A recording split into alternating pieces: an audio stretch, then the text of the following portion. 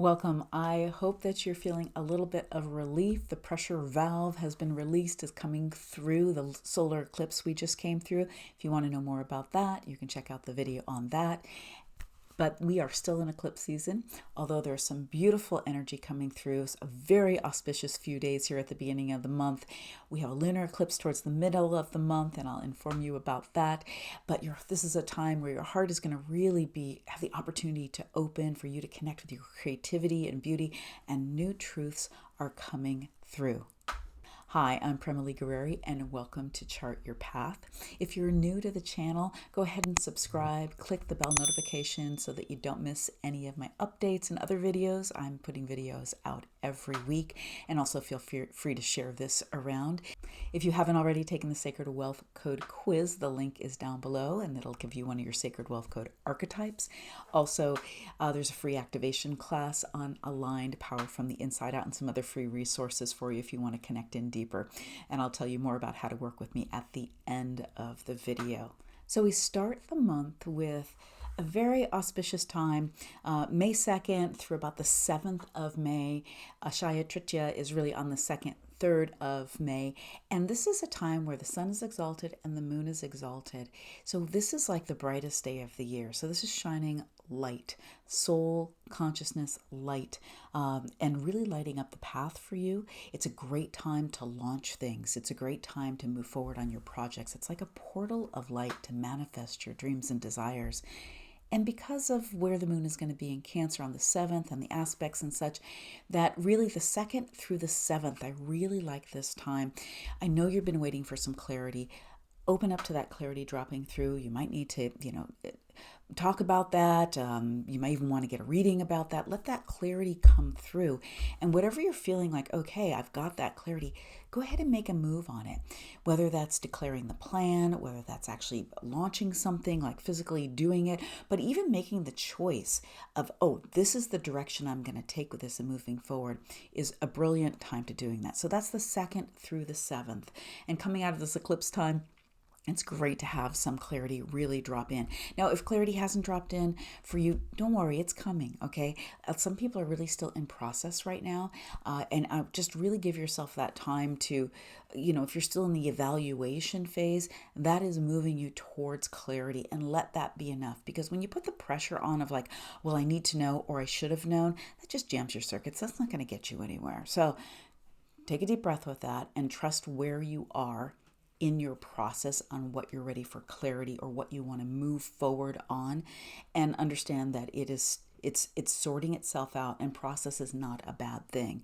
We want the destination, but we have to take the journey to get there. So stay with the part of the process that you're on. So this month we have Saturn in Aquarius, and Saturn in Aquarius, I talked about a lot of these aspects within the eclipse video, and also in the April update as well. So I go in a little deeper there, but let me just give you the glimpse of what's going on here. So Saturn has moved into Aquarius for 2.5 months till mid-July. This is like a sneak preview into what's going to be happening for all of 2023 and 2024 when Saturn stays in Aquarius, which it owns. It's this Mula Trikona sign. It's very happy there, all about humanitarianism and social dharma. And it's a time that we are you're going to feel that desire, or maybe you've had the desire, but you're going to start to see and connect the dots on how you can come together with others of like-minded, who are like-hearted, and who have similar values as you. And this is really important because a lot of our values have been shifting and changing, and so our communities are shifting and changing too. And this is a time where we need to find the places where we come together. There's this deep soul desire for that, and you are more likely to do that over the next couple of months. So some communities will be falling away, and some will be opening up where you feel like you can connect to that, share a similar view, may not do it in the same way, and how you want to make your impact, how you are affecting humanity at this incredibly pivotal time. And remember, what you clear for yourself, all the work that you're doing as far as your own alignment goes, is contributing to the whole. We don't want to get stuck just in our own work. We want to then take the clarity we have aligned with our soul purpose and move it out into the world. And it's kind of a circle, and then it comes back, and then we need to, we have to always readjust within ourselves and then move out from a more aligned place. Saturn is here to help you with your humanitarian efforts and connecting in with others. It's also going to help you to not be as impulsive as the sun in Aries and the magician, the great north node of the moon, Rahu, is at this particular time in Aries. There's this impulsiveness that we have with that we need to keep it regulated. In Saturn, the great organizer. And really, this is the place of the great advocate, where we're really concerned about humanitarianism, the whole. So this is an aspect that's super wonderful for bringing us into the strategy around that. It is an air sign, but it's a fixed air sign, and wanting us to have those ideas, those ideals, and bring them into ideas that we can actually take down to the soles of our feet into grounded practical action. We do have to be careful of being too idealistic also with this aspect. But Saturn's super practical and going to help you in that way. Jupiter is in Pisces. With Jupiter in Pisces for the next year, again, I talked about this a lot in the April update, which you can view there, but the visionary, this is allowing us to really connect in with a new vision, the visionary in the Sacred Wealth Code system. And really, this is also the big energy of the sage, and the sage is, the truth will set you free, and more truth is coming to the surface, being revealed during this time. As long as you are willing to take your blinders off and not resist that truth, you will be able to connect into the truth that's resonant for you and allow that to open the doors for you to move forward with your vision, and connecting with a higher vision. When I say a higher vision, it's your personal vision, it's your soul purpose vision, but how does that play into this mosaic that we're all a part of humanity, of the world, and also of spirituality? So this is a place of compassion. Pisces is emotions. It's very feminine placement. This is truth and freedom, and there's a desire to really expand. But this is water in the form of steam that has the ability to kind of go into the nooks and crannies of things, and an expansion, and where the veil is very thin in Pisces, beyond this world. So great for out of the box thinking. New opportunities are going to come in. This is where you want to connect in with your spirituality, bring that into your work in the world, bring that into your business, bring that into your life. This spirituality is going to be on the rise. How can you reconnect with your spirituality or take it to the next level? I'd love to hear how you're being called spiritually at this time. Leave me a comment and let me know, or what you're wanting to know more about as far as spirituality and how you can connect in with that. Spiritual business will be on the rise. Spiritual entrepreneurs will be on the rise. So that part of you that is that spiritual change maker, this next year is going to be very pivotal. You're going to feel like the doors are open. You can come out of the closet more, or connect in with, how you can bring the energetics of things into the practicality and the real world part of things. Venus is in Pisces, and with Venus in Pisces, where it's exalted, this is very much the energy of the great muse, the connector, in the Sacred Wealth Code Archetype system as well. But I really love this, I'm inspired, I inspire, and I'm inspired. The energy of the muse, you really want to give yourself time for your intuition. And part of the vehicles for your intuition, for your heart to be very open to divine love here, beyond personal love, is through creativity, through your connection with beauty, and how you can infuse your work in the world, your life, with beauty, with creativity. And again, as a more, not as a goal, but as an elixir, as an energizer, as an infusion. Give yourself the time to really tune into your intuitive hits this month with Venus in Pisces. Again, it's exalted here. It is about relationship and desire, but it's very otherworldly here. This is really, like I said, the muse can really speak loudly to you here. So take those long walks. Get on your yoga mat, or whatever your spiritual practice might be.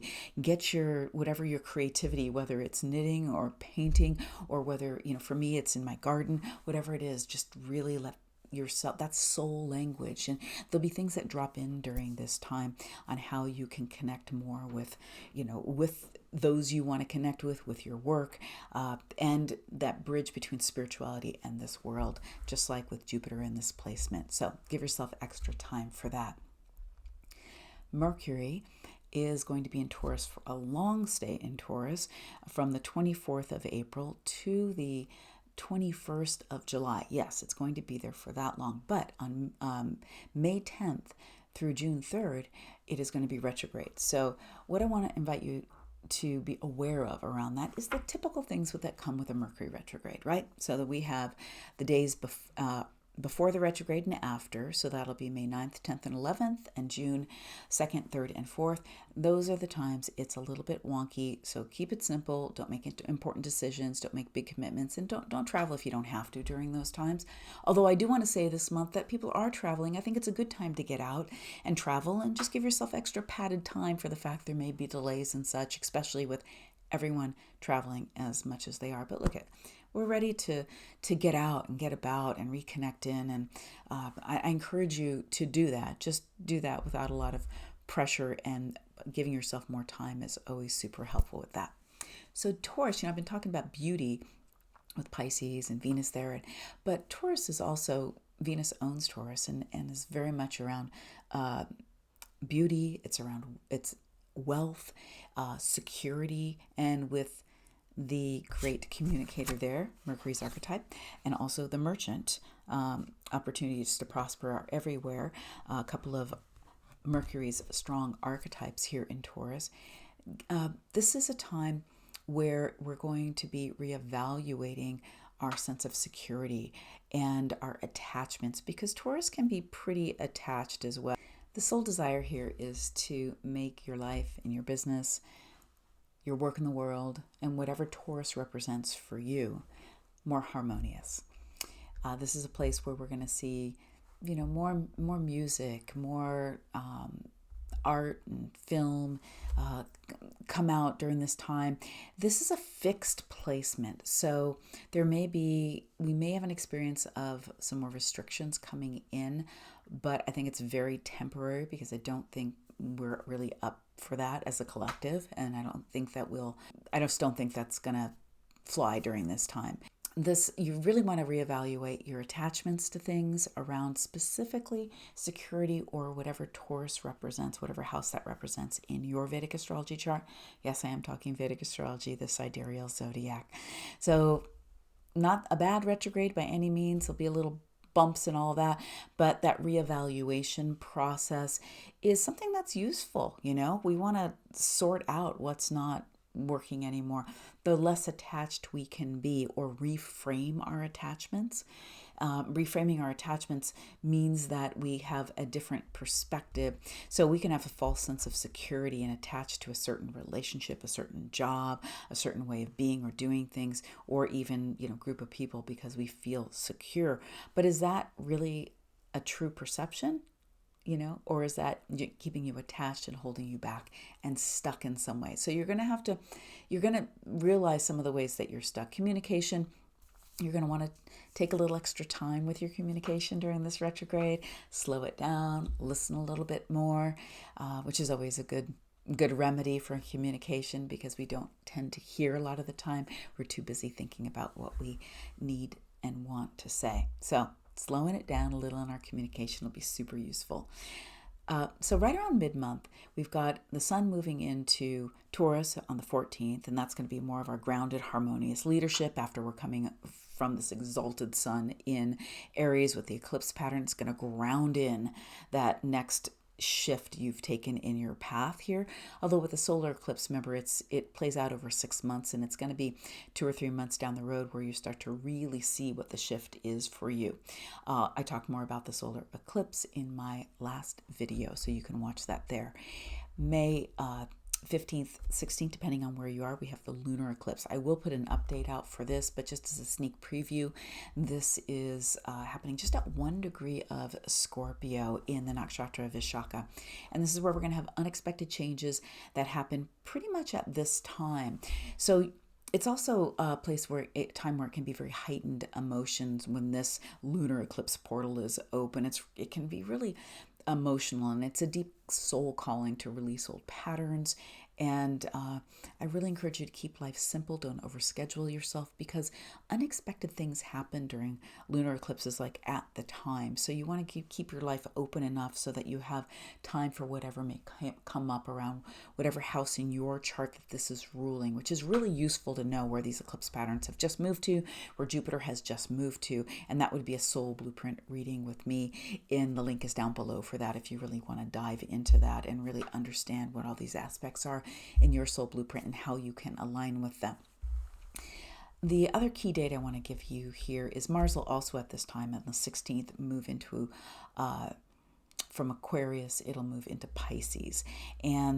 But the key date here is on the 28th, where Mars and Jupiter conjunct during that time. And that is a time where Mars, I believe, is going to come in here and be a trigger, and really bring to the surface some undeniable truths. It's going to be kind of like a big reveal for whatever area of life that rules for you, but collectively for all of us. Truth is around all the time, but are we seeing it? Are we willing to look at it? Are we willing to choose it or not? That's up to you.